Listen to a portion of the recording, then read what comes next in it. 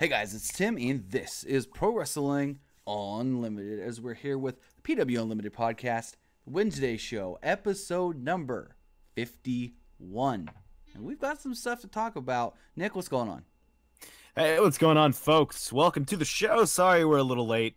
Also, I just want to say that, Tim, for that whole intro, whatever you just did, I heard none of it. All I heard was, Nick, how you doing? All I heard. Interesting. So you're cutting out hard, so if I don't say anything, just assume that it cut for me and I can't hear you, and then just keep spitballing. Gotcha. Taking a look at the chat real quick, we've got Nicholas is here, Chris McNutt, Woken King Slender, Moises Solus. I think this is his first time. I've never seen him before. Welcome to the show.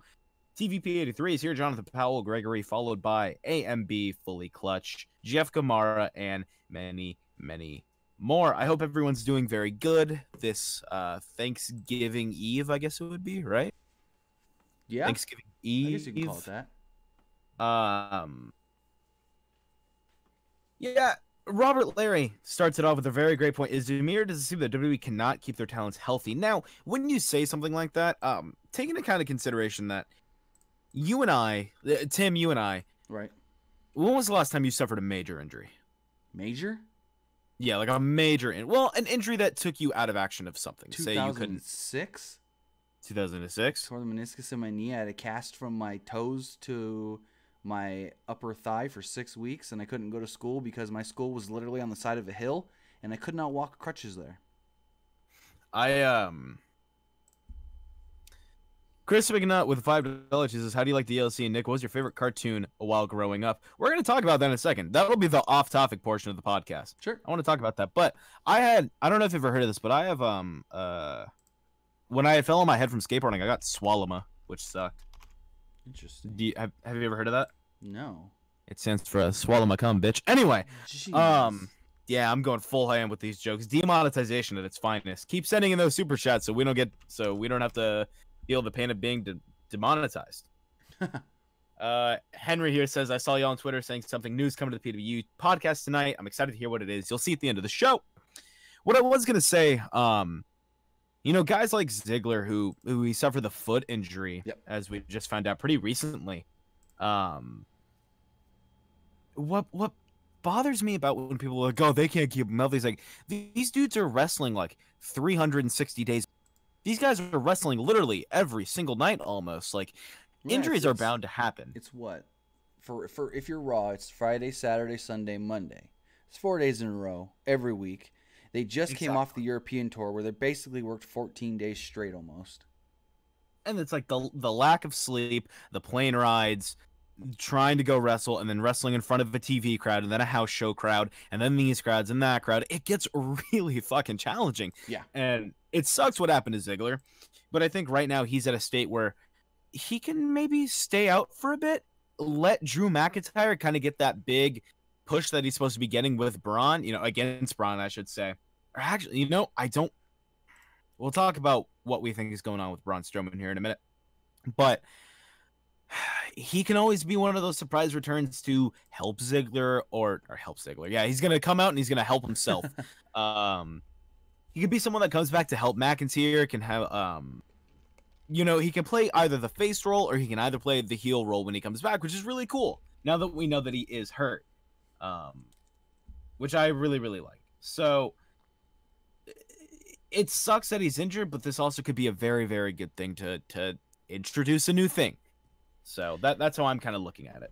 Yeah, but the whole thing is like they've already done the Ziggler gone for a little bit and then try to bring him back to make him better than he was before. And it never... But you notice how every time he comes back, the fans really are like, oh, frick, yeah, Ziggler. Remember 2016 No Mercy? Remember that match? Remember that match? Oh, that match. Yeah. That match. I think the only time that's really worked recently is when he was drafted over to Raw and he showed up with McIntyre. Yeah, that was probably the last big surprise. I don't know. I'm kind of worried. Hopefully it's nothing major. He's scheduled for the Starrcade event on Saturday, so if he doesn't work that, then that will pretty much indicate, hey, it's more serious than initially reported, and they're playing it by ear. I don't know. Right now, we don't know much of anything other than he had a foot injury. He worked last week against Finn, worked Survivor Series, and wasn't even on Raw. Steve Emblin says, "Our house show's on the decline. Maybe that could help preserve the guys and gals from the TV storylines." Well, I feel like this is something that always gets talked about when a high number of people get injured. Now, does WWE need an off season? That's a topic that has been beaten into the ground. Go ahead. WWE in their last financial report did state that they didn't lose money on house shows, but they basically broke even. Which is fine. The thing with house shows is the one thing that house shows help with is when you look at other factors of revenue, selling merch. Yes, they may have broke even as far as ticket sales and stuff for the house shows, but they put together, the merch sold at house shows and the merch sold online all in one. So merch sold at shows helps say, hey, look how much merch we're selling. Look how much money we're making off of merchandise on both the WWEshop.com and at the house shows. And then the other thing that house shows help with as well is when radio stations do their promotions and they give away the free tickets to random people on the radio. And that can sometimes help bring in new fans that are like, I got the tickets for free. Let's see what this is all about. And then they go and they go, oh, whoa, maybe I need to watch more of this. You mentioned that the idea of it. And real quick before we continue, Luke Might with the $4.99. Thank you so much. We'll answer that question a little bit. I appreciate it, big man. But you mentioned bringing in new fans. How many new fans are coming to the WWE? I feel like in 2018 going to 2019, if you're not a fan, then you're not going to watch. And if you are a fan, then you're watching. I don't feel like there's new fans to the WWE right now. But I don't, because I feel like you could have gotten new fans like in the 90s during the Attitude Era because that was new. But I feel like we've had the same concept of pro wrestling for the WWE, at least aspect of it. Yes, there could be new fans to independent wrestling like New Japan, Ring of Honor, all those other places, but when it comes to WWE, I think you're not going to get any more quote new fans because it's the same fucking core that's been there for years. Hold on. You know what's going to help that is moving to Fox. But who already doesn't know? Like, what new people are like? Here's the thing. People that already watch Fox are going to go to Fox and think, ooh, I'm going to watch that Tim Allen show, Last Man Standing. It's on Friday nights. And then they go, wait. No one's thinking that. That show sucks. No, it doesn't. Well, it's not as good as it used to be. But anyway, hear me out for a second. They're going to think, oh, this show that I usually watch on Fridays on Fox is on. I'm going to watch it. And then it goes to wrestling's on. And then they're like, whoa, wait, huh? Wrestling? Or people that are just flipping the channel but don't have cable, just have an antenna. And they don't really have more than... How many channels do I get here with just an antenna? I get PBS, NBC, ABC, My TVs. I get like 7, 8 channels with just an antenna, the English channels. Right. And so if you're flipping with only those couple of channels and you're not a wrestling fan already, you're going to be like, man, there's nothing else really on. Let's see, wrestling. Okay, let's check this shit out. Well, okay, I get that it's that, but it also a matter of who only has an antenna, and those people that do have an antenna, they probably have something similar to what you have in like a modded TV stick, an Apple TV. I know a lot of people that only have an antenna.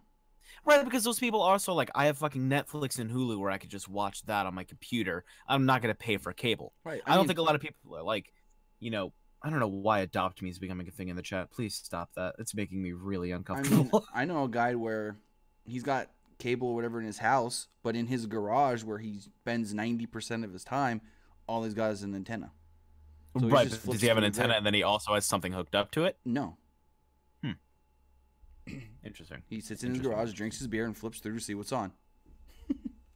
but I think, yes, Fox may be an option to expand viewership number. Not to cut you off, but plus, they've already said they're going to promote SmackDown on Fridays during college football, during NASCAR on Sundays, during football on Thursdays and Sundays, during all their other sporting events on Fox, Fox Sports 1, and Fox Sports 2. So that could help a little as well. Nicole Paulos, Canadians aren't even real. I don't know why you keep saying that fake word in this chat. Please stop it. You can get Hulu anywhere if you try hard enough. Trust me. Regardless, I do think that WWE... they're probably not getting too many new fans. No, probably not. I mean, if you look at the ratings, you've really just got the hardcores watching Raw and SmackDown every week. Exactly. So it's just a matter of, okay, they're moving to Fox. It's a broadcast network. They're going to be in more homes, so hopefully more people will see them. And they're going to be promoted on more stuff than just their shows. Because when you watch USA Network, the only times you see a commercial for Raw or SmackDown is either an hour before the show's going to go on the air or during Raw and SmackDown. Like, I watch other things on USA, and I never see a Raw and SmackDown show, a commercial, unless it's like an hour, maybe 2 hours before it's coming on. Mm-hmm. But Fox has already said they're going to want to promote this with their other sporting events and also promote their other sporting events during SmackDown. Mm-hmm. So, one thing that I also want to talk about as we begin to move on topics here is I've seen a lot of people ask me in chat, what do you think? Fluke might. That's fucking depressing, but thank you for the 199. Stay strong, brother. There's more fish in the ligma. I don't know what that saying is. Anyway, seen a lot of people saying where should Lars go? What do you think about this guy getting called up? So Tim, I know we didn't plan on talking about this, but it happens. Hey, whatever happens. It's not like we didn't go into this with a plan whatsoever of what the fuck we were going to talk about, and was really hoping the chat would come out with some lit bangers. I had a couple of things. I had nothing. Anyway, let's talk a little bit about call-ups, because with the announcement of Lars Sullivan, assumably he is going to Raw, which seems kind of like the land of the big. Why do you think Raw? Yeah, I just feel like he would go to Raw for that purpose of it's kind of like the land of the big. But they've already got their monster in Braun. Right, but they don't have to build him as a giant big boy monster. They can build him as a strong mother. They don't ever have to say this giant freak. They could say this strong freak. Okay, there you go. I was going to say, saying freak, his finisher's the freak accident. Well, yeah, I know that, but they can build him as I get you. Strong, not big. You know what I mean? Right. Guys like Lashley's build is strong, not big. And I feel like when it comes to potential feuds, looking at SmackDown, other than Big E, I feel like everything would be a stupid squash. Which, yes, squashes are good to build up the strength of a character, but at the same time, when it comes to Lars, you're really going to need someone that can fucking carry him through a match, because he's still relatively green. True. His house at the San Jose show over the weekend was just okay. It was just okay. The match with Keith Lee? Yes, it was just okay. It was good for what it was. It was quick. It was kind of exciting. Spoiler alert, Lars won. But I feel like if it wasn't against Keith Lee, like if it was against a jobber, it was against someone that doesn't have a lot of experience that could carry a match, Lars would have suffered heavily. I mean, he's going to suffer on that main roster. Because I feel like another reason he's going to suffer on the main roster is not a lot of people want him on the main roster. They wanted some other people. I believe wrongfully so. A lot of people want to Dream, Undisputed, when they're just they're doing so perfect down there that they still have stuff to do. Lars is running out of shit to do in NXT. And I know I'm talking a lot here, and Tim, I'll let you take this here in a second. But, I gotta feel these call-ups are based off what can we have them do? Nothing, just go up. Shayna Baszler, I love her to death. I think she's the best. Her wrestling style is fun. She's getting a lot better on the microphone. She's just the kind of bully that I was scared of in high school. Middle school, I'm scared of now. If they walked into my store, I'd probably cry. But regardless, people like that, once you're done with like your marquee feud, you can have 2 or 3 more. I want you to think about the feud. All of Finn Balor's feuds. Notice how they didn't really last that long except for the Samoa Joe one. And after the Samoa Joe one, main roster. Go. You run out of things to do in NXT really quickly because of the amount of people there. And I would like to see at some point NXT become a place that you can have be a third brand, not be the place to go when you first are starting out or when you want to build up this big indie darling into your guy. It needs to establish itself as that full and frontal third brand, but you can't do that if you continue to think we're bringing this guy to NXT so eventually we can call him up. Tim, go ahead. And Triple H did mention that last week in the NXT conference call before TakeOver. He was like, eventually we want NXT to be considered an equal of Raw and SmackDown, basically. We want guys that are not going to be there just, okay, this is my stepping stone to the main roster. He says that eventually he wants guys that go to NXT and be like, I can be the main guy in NXT. I could be the main guy here for a while. I don't have to go to Raw and SmackDown to feel successful. I could be successful right here doing what we're doing already. And now, when you look at who else could be coming up, another name that is being floated around is EC3. EC3. Real quick, I want to harp back to what you just said. Okay. I want to make this. I want to make NXT a place. You know who's doing that? You know who? Ono. It's Ono. Right. Ono can face every single new guy. He can get his ass kicked. He can kick their ass. He can be the NXT guy. Everyone will get their main roster moment, that quote-unquote main roster moment, when they go to the Rumble. Right. And they can do something cool at the Rumble or a Battle Royal at WrestleMania. They'll get their, quote, main roster moment. But for the time being, I think until Ono decides, hey, it's time for me to hang up the boots, keep that guy in NXT. I think he's great. He's a perfect fit for it. Tim, go ahead and continue. Well, the Ono role is exactly what Ty Dillinger was supposed to be. Never go to the main roster. Just be the guy that, hey, he knows what we want. He knows what we want out of the guys here before they go to the main roster. And he got himself over with that 10 stuff. But as far as who else could be coming up other than Lars, EC3's name is being floated around. EC3's name was floated around right after SummerSlam as well. But if you remember, I think who did he face at SummerSlam? Velveteen Dream? EC3? Yeah. Was that SummerSlam? Well, the match the night before SummerSlam, Takeover Brooklyn. No, I'm saying, yeah, was that? Yeah, it was Takeover Brooklyn. Sorry. Yeah. I think it was Dream. He suffered a concussion, and that's what halted them from. Basically, his name was on the short list. Come up to the main roster soon. He suffered a concussion at Takeover in Brooklyn. His name was off the short list, but apparently, we're hearing that his name is back on the short list to possibly come up soon.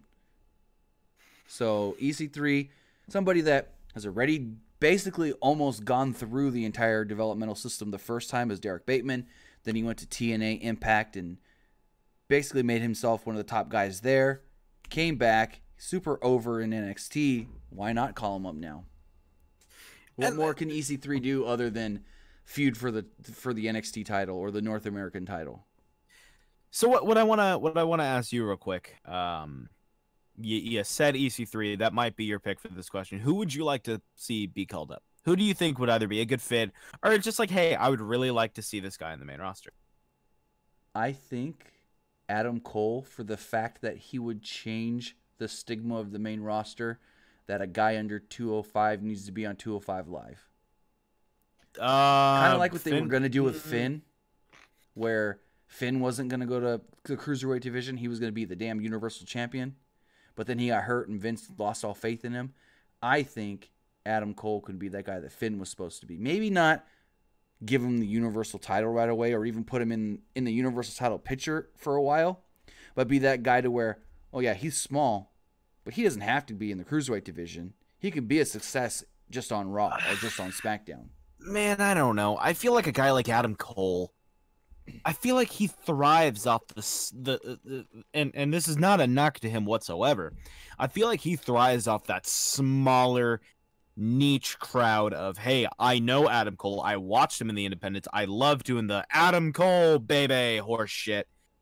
I think on the main roster, after a while, it'd just be like, oh, fuck, cool, Adam Cole, bleh. But here's the thing. You're saying, oh, he works better with the smaller crowds. We've never seen him in front of a bigger crowd. Biggest crowd he's worked is Wrestle Kingdom. Mm-hmm. You know? Other than that, he was working PWG and Ring of Honor. Wait, okay, and you say he worked PWG and Ring of Honor, and I know that it's like, it has to be one of those testing grounds of, hey, we got to test you out on the main roster, and I don't want that test to be the first couple weeks, hell yeah, Adam Cole, and then after a while it'll be, Adam who? But see, that's what a lot of people thought was going to happen with Kevin Owens.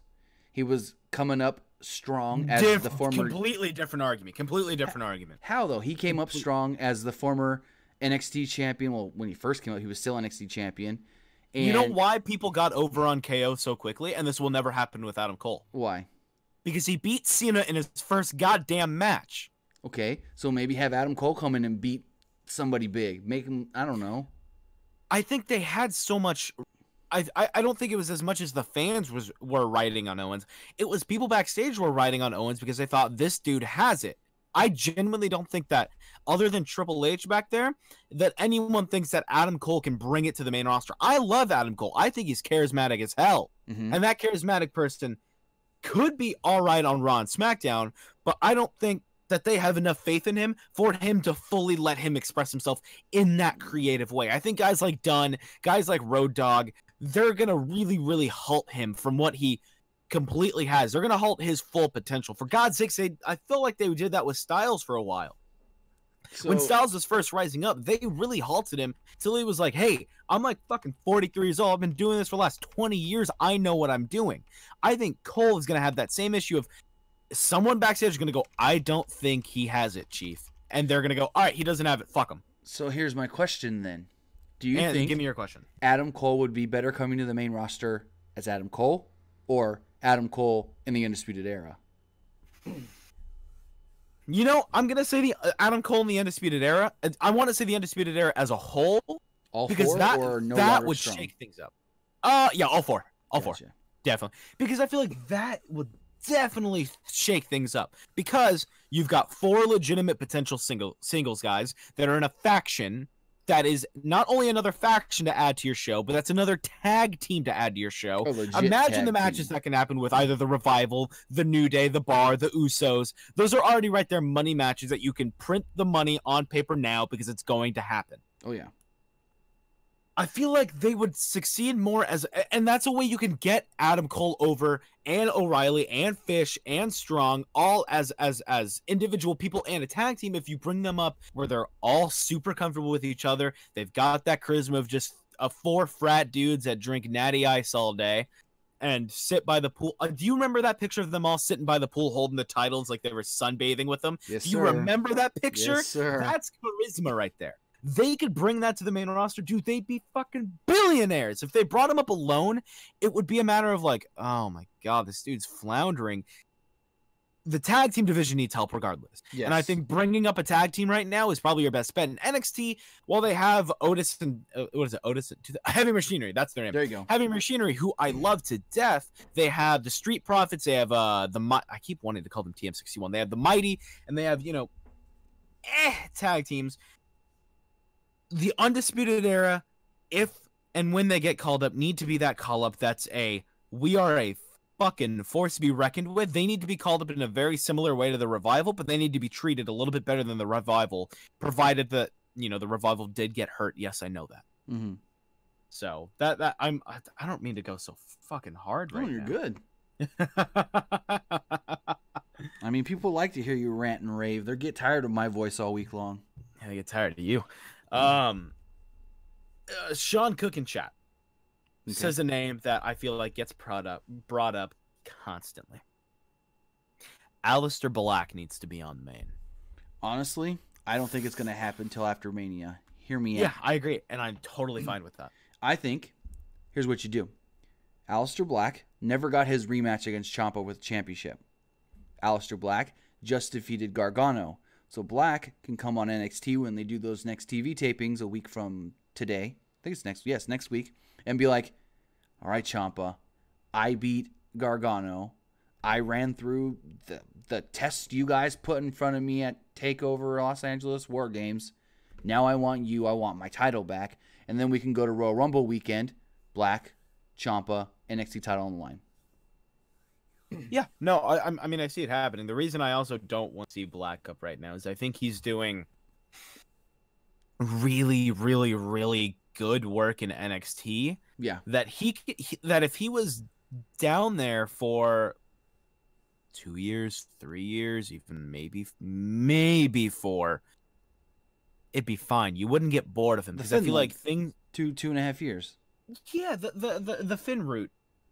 I don't know. I think Aleister Black has literally everything you could want from a guy on your show. Whether he's on NXT, SmackDown, or Raw. He carries that same vibe as almost Bray Wyatt carries. And he carries a very confident, very, I know my strengths. I'm going to play to my strengths, and I'm not even going to mention my weaknesses.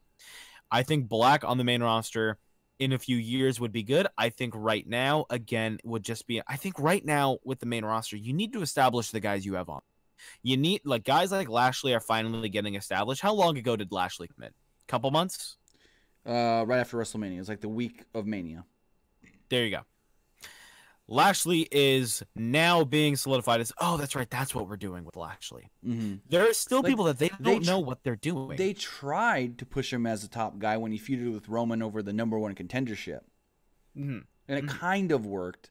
But as soon as he was done with that, it was just like, now what? Because just look at SmackDown with Sanity and Asuka. The fuck are Who? they doing with them? So I know a lot Sanity of people like, who? hey, yeah, exactly. People are like, hey, call these people up. Make it fresh. It would be fresh if we start getting some fucking stories and some development and something with the people that have been floundering on the main roster since their fucking call up. Now, here's my worry going back to EC3. Go ahead. He's beloved for about 2 or 3 weeks, and then they go, what do we do with him? This is just another Bobby Roode. He's a big, athletic, muscular guy. They'll find something to do. It's the truth. There's always stuff to do for guys that look hot. There's always something to do. Yeah. But with people like, the people that are already up there, Asuka, Andrade, Sanity, with those people, if you don't already have a plan for them, the thought of bringing up somebody, crazy. To think we'll just build the. I mean, for God's sakes, Asuka's run in NXT was just, it was just so good. She comes to the main roster and she was killing it for a bit, dude. The decision that they went with at WrestleMania was the decision they decided to go with. That's none of my complaint. It's none of my, I'm not going to down it. I'm not going to up it. It's whatever. It happened and it's over with. It happened in April. It's November now. But regardless,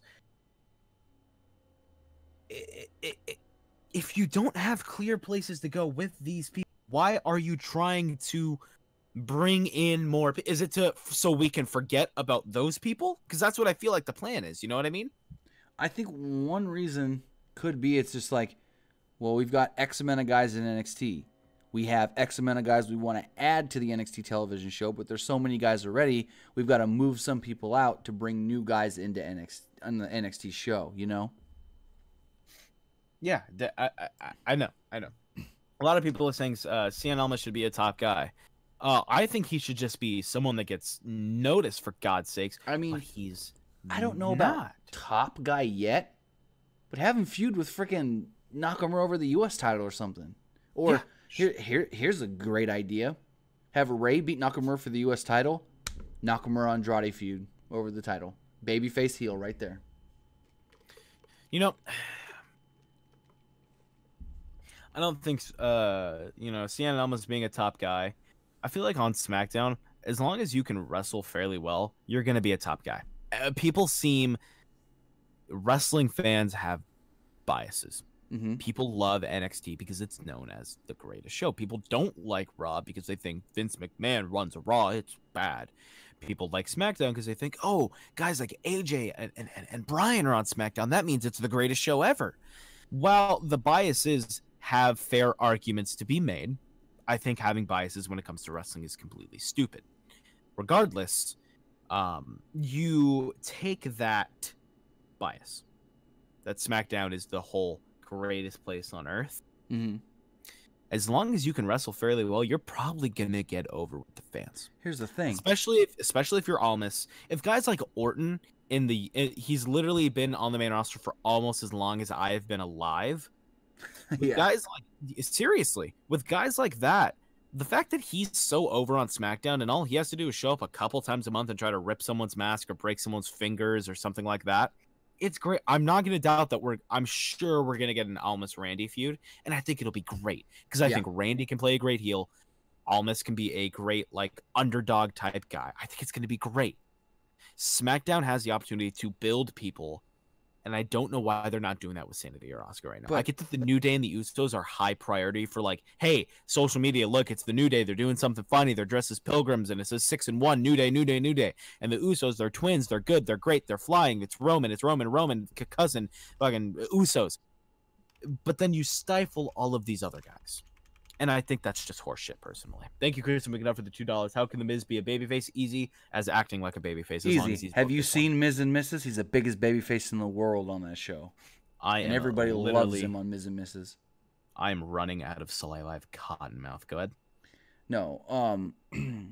Your whole thing of, people criticize Raw because they think Vince stifles smaller guys and Vince stifles guys on Raw. But then you look at the guys on SmackDown. They're the smaller guys, the guys that can wrestle. Who has the final say on both Raw and SmackDown? Vince. When you complain that Vince ruins Raw, but he, SmackDown's so much better, it's not Vince is ruining Raw. It's the guys you like better are on SmackDown. Because in the end, it's Vince's final say for both shows. I get that, but yes, that's true, but I wonder how true that is, What do you mean? Like, we don't know. We don't know. We don't know if Vince is like, hey, Triple H, let me get your feedback on this. Well, he's going to ask Triple H's feedback. We know that. I mean, that's almost a given. Right, but it's not like Vince is literally like, hey, Triple H, let me get your feedback on this. I don't think this would be good. Oh, cool. I don't give a fuck. We're doing it anyway. With Bryan being the champion, I want to know what Vince thought. Let's make this guy champion right now. Because maybe he thought, hey, the yes movement from a while ago is huge. And the yes movement's dead. Exactly. I was just about to say that. The idea of killing the yes movement, having Bryan saying it's dead, whose idea was that? I thought it was super popular. So I don't know. I think, Vince does have the final say, but how much of the final say does Vince? Triple H did say one time that he was like, he did an interview. It was one of the conference calls, and somebody asked him about recent call-ups. This was in 2017, and he did say that he thought Samoa Joe would have favored better if he would have went to SmackDown. That's where he would have put him. Mm-hmm. So, in the end, it is Vince's call, because Vince ended up putting him on Raw. Like you said, the bigger guys go to Raw. I mean, no. Yeah, because initially, Joe was on Raw. Yeah, initially he was on Raw. Because didn't he come back the same night Nia came back as well? Mimi came back, like debuted on the main roster? No. Return from injury. Oh, I don't remember that. It was literally like the same. Like as she was leaving, he was coming. I don't remember that, but I don't think WWE has killed Joe yet. As no, super not at all. I don't think he's killed him at all because I think that dude. All you gotta do is just have him choke someone out again.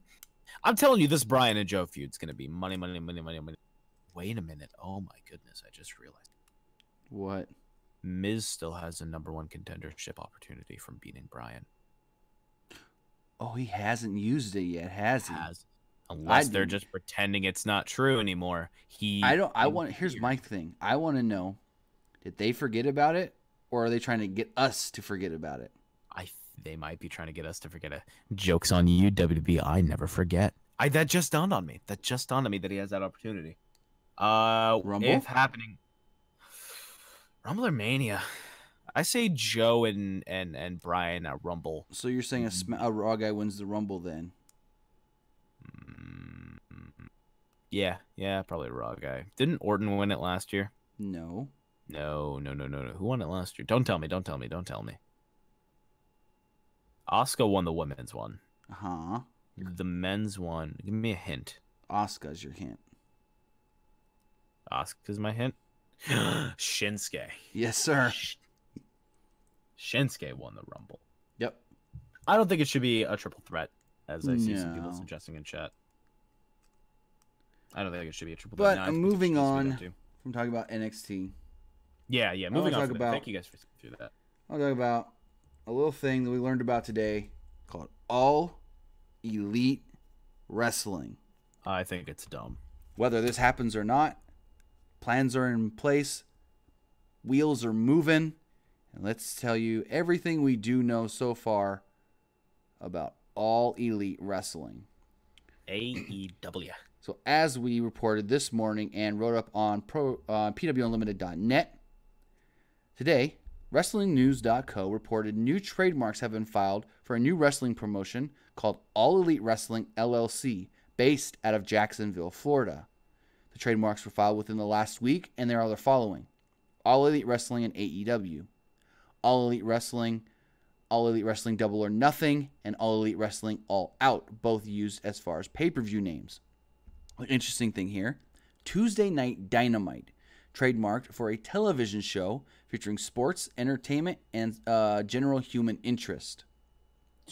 General human interest. All these trademarks are registered to the address of the TIAA Bank Field, home of the Jacksonville Jaguars.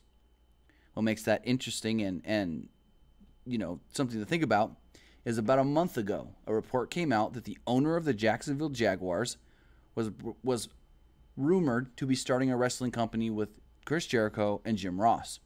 Well, now it looks like it's not Jericho and Ross.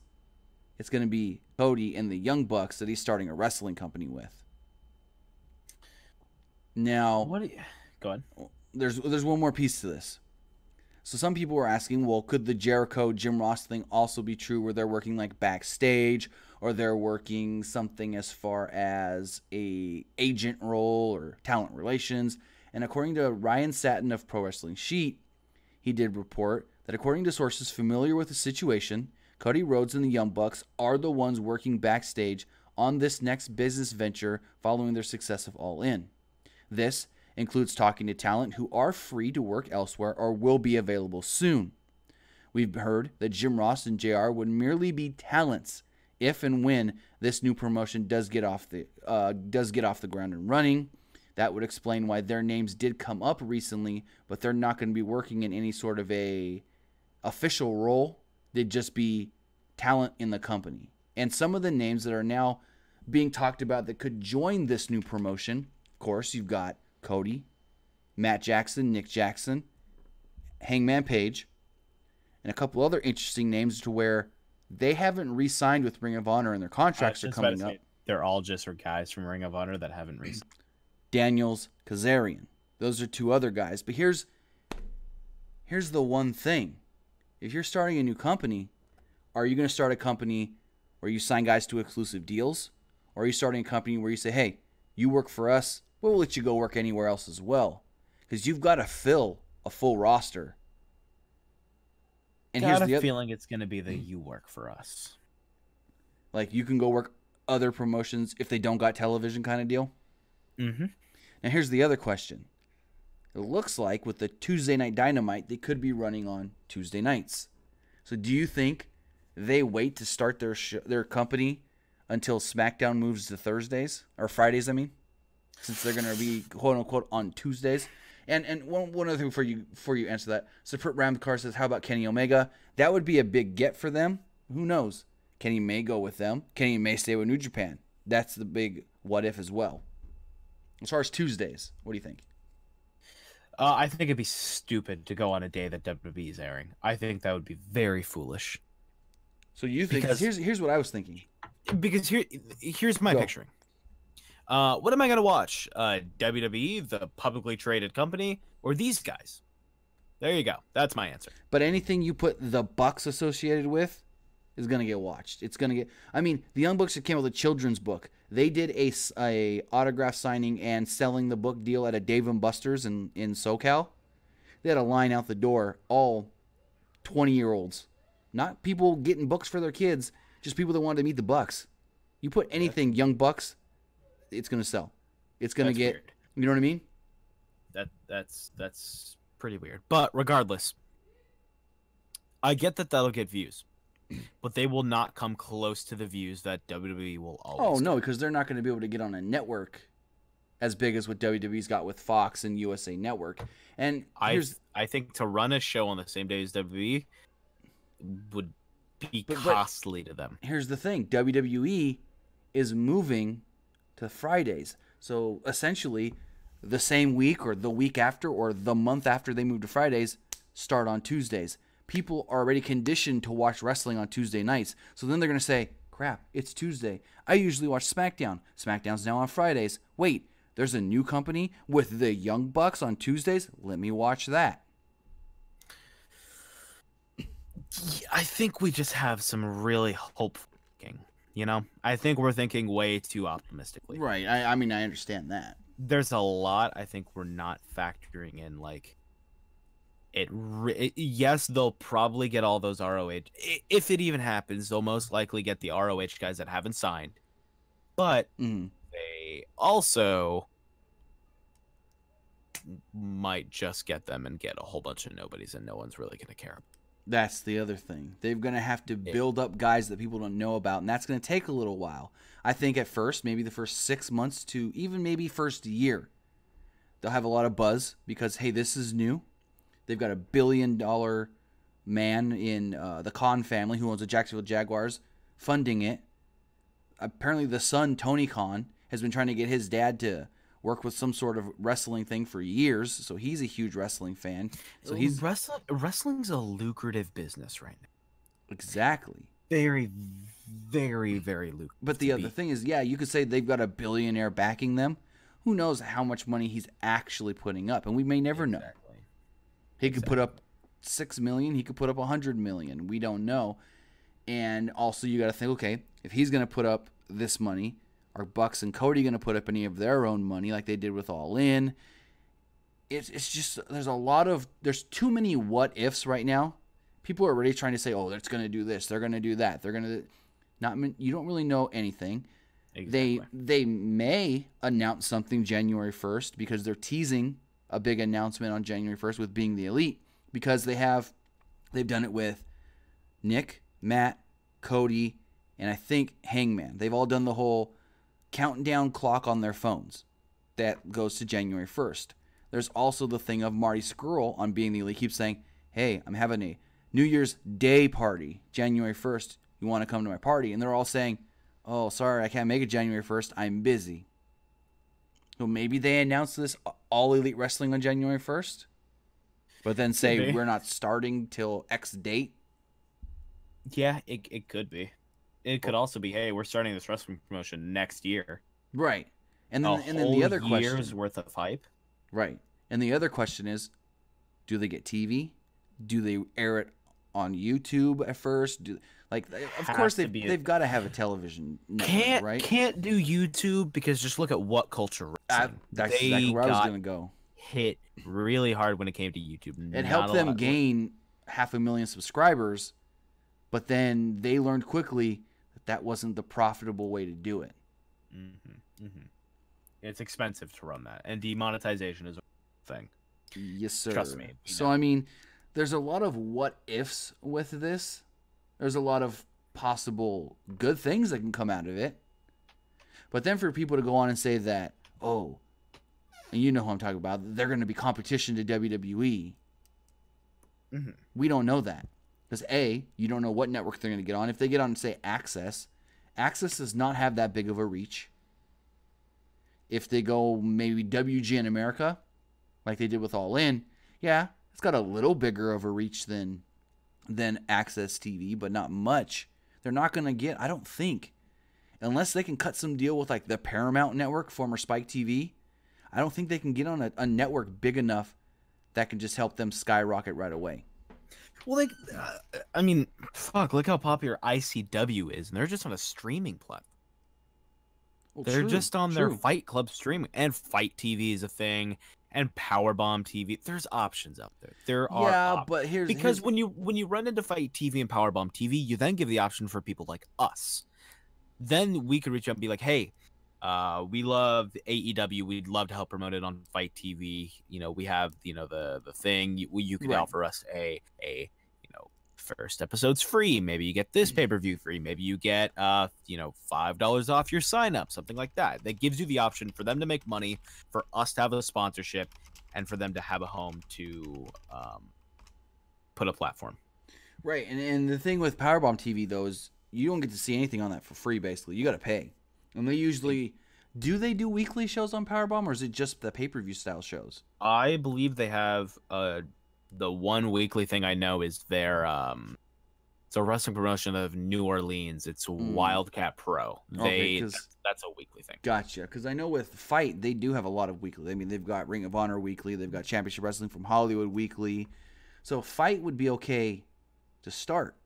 But when you're starting a new promotion like this, when you're putting so much money into it that we're assuming they are, you're not just going to want to think, oh, hopefully we can gain some viewers on Fight TV. That's only going to be the people that know about it. You're not going to gain any new people that are just flipping their channels and see it.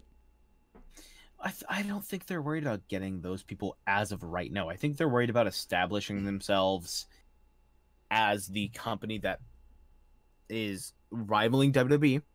They have the Fight TV crowd. They do a pay-per-view like All In on WGN. And then, whoa, now we have a TV deal with it. You know what I mean? Like, it's not, you can't go out of the gates hoping for the $1 billion deal. You gotta start small. You know my other fear? Ghosts. It has to do with All In. Nobody knows what All In did on pay-per-view. The buys as far as the number. You would think if it was great, they would have put that out as soon as they knew. Like Dave Meltzer was asked this on Monday night during their mailbag segment. Like, hey, have you heard anything on how All In did as far as buys on pay-per-view or on the Fight app? And he goes, honestly, I haven't heard anything. No one's saying a word about that. And you would think if it was good, they'd put that out there and tout it, you know? The reason I think, They haven't said anything? It's just because it probably did really, really well. And now they don't want to come out and say, hey, we did great. You know, look how big our dicks are. Now, guess what? We're starting a promotion. They want to be like, once they get ready to announce a promotion, they say, look, with the success of All In, have these amount of buys, we thought it would be a great opportunity and a great time to fulfill a dream. And we're going to start our own promotion right there. So you think they're waiting to say that? They're now, waiting. Kid Smooth in the chat says, if AEW does get a TV deal, would they go WCWA and be on TBS and TNT? Not to be rude, but does he know who owned WCW? Ted Turner. Who owns TBS and TNT?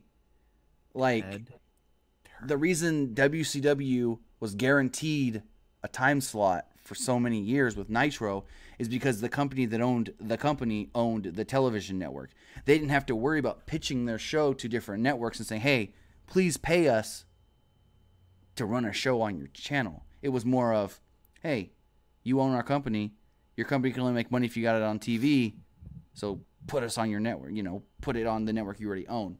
So they're not, the Bucks and Cody aren't aligning themselves with somebody that already owns a television channel. They're just somebody that's got a lot of money and owns sports teams. But regardless, I do think AEW, if it ends up happening, would be something different. And who doesn't like something different?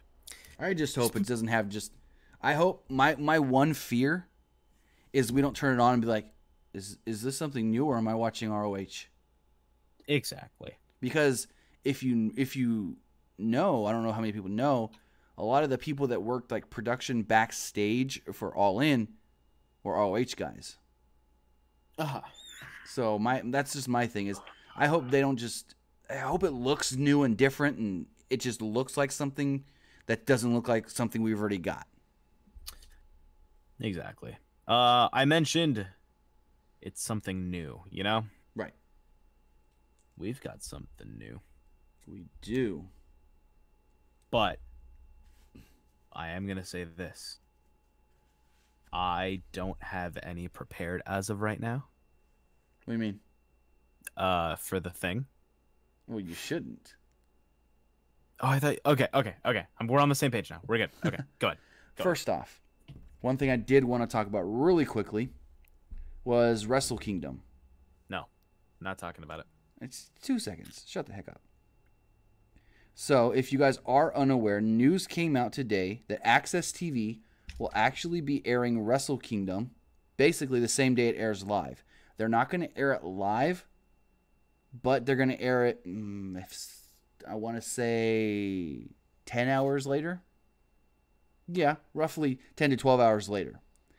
So, Access TV sent out the following press release stating, Access TV ushers in a new era for New Japan Pro Wrestling coverage with real-time same-week coverage of the promotion's biggest event in 2019. The new schedule kicks off with the same-day, near-live 2-hour broadcast of New Japan's biggest event, Wrestle Kingdom, Friday, January 4th.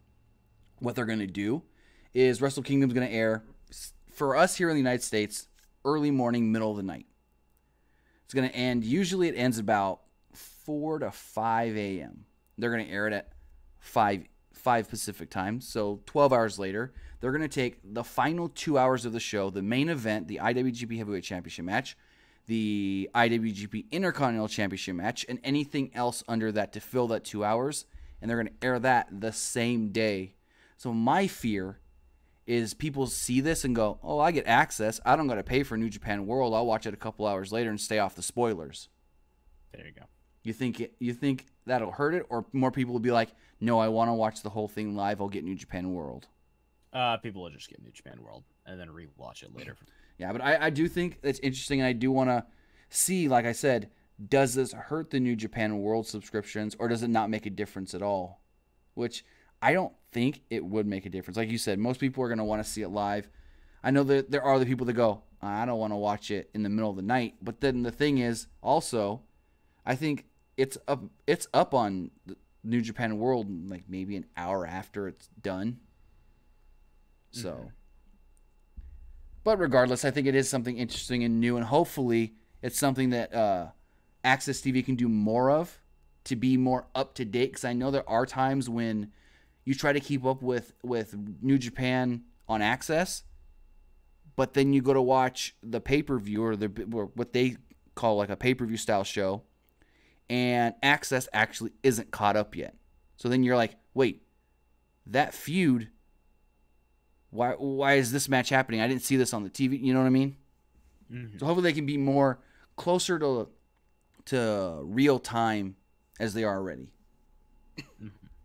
With that, we've got something new. We teased it on social media. We teased it here on the YouTube. Got a new segment we're calling 20 Questions. 15 and a half questions. Sure. So what we're going to do, Nick's going to need your guys' help in the chat. I've got the name of a pro wrestler. Nick has 20 questions to ask me to try and come up with who this wrestler actually is. You guys in the chat can help him out. He can, get questions to ask from the chat. Think of them all by himself. Whenever you're ready, start asking questions. See how this goes. So you want me to ask the questions? Yeah, you ask the questions, but you can go read the chat to get ideas for questions or who they may think it is. Okay, so is this a current or quote-unquote legend wrestler? It is... Are they actively wrestling, I should say? Actively wrestling now? Yes. Yes. Does this person wrestle for WWE? Yes and no. Is this person considered a jobber? No. Yes, no.